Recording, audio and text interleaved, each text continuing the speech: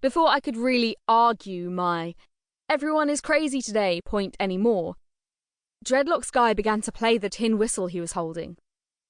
I think most of the town centre stopped in its tracks.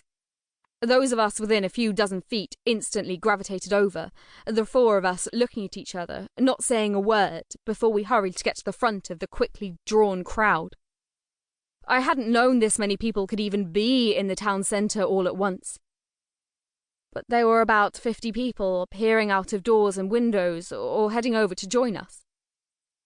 I hadn't known there were that many people in the town.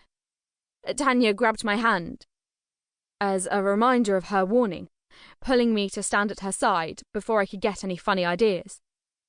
She needn't have worried. It was far from my mind. I wasn't going to stop him playing for anything.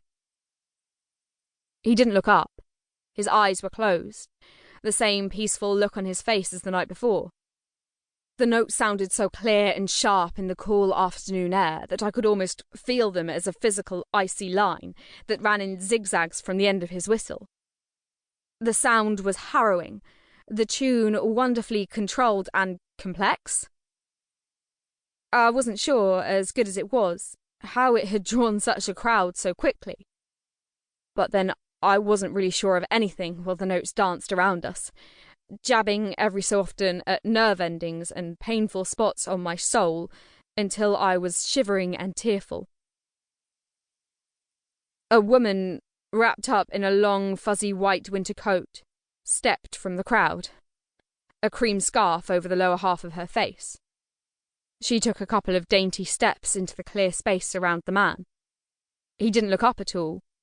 She unknotted the scarf with delicate tugs, pulled it free with a rippling of silky material, and dropped it at her side.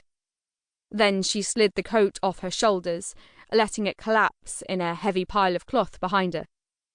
She wore white denim shorts that stopped just above her knees, and a white tank top with silver sparkly bits. I felt warm in comparison. And ugly. She was model beautiful, in the kind of airbrushed way you never expect to see in real life. Long auburn hair fell to her waist, layered and feathered up to chin length at the front so it ended in wisps. Her eyes were closed, and she was apparently more caught up in the music than anyone else. Perhaps that was why the cold didn't seem to affect her. I remembered how I'd sat on the cold ground in the middle of the night. The song he'd played me then had been nothing compared to this. He could have had me sunbathing in the Arctic with that sort of playing.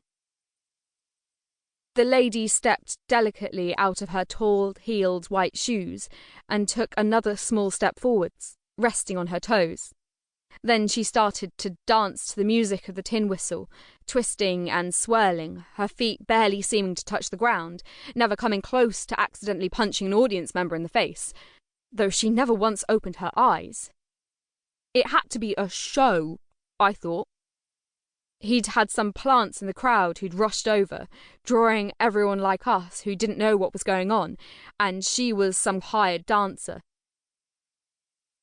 I couldn't figure out why I was having such a hard time convincing myself of that. I felt Tanya clinging harder and harder to me as the music continued, but I was so enraptured by the dance, I couldn't look away, so controlled by the music.